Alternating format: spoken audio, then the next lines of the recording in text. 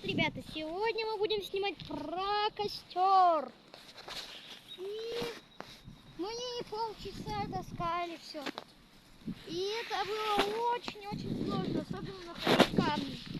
Но если где-нибудь вам понадобится костер, просто сделайте вот такой огроменный костер, и у вас будет особенно хорошо вам гореть. И смотрите, сколько мы палок натаскали, сколько камней больших. Мы очень долго трудились. Это было довольно сложно. Вот у нас даже есть палки, чтобы сделать костер, но у нас все не получалось. Потому что глупый парень, как вы понимаете, эта вселенная просто мультяшная, поэтому ничего не работает. Ну и вот такой вот костер у нас получился. Ставьте лайки и подписывайтесь на канал, потому что мы не просто же так трудились.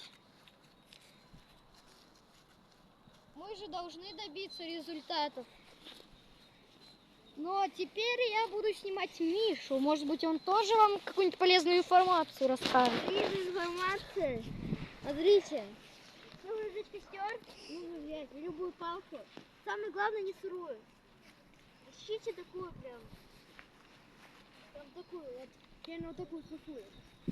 И нужно ее тереть об что-то. Например, вот бревно. И терете.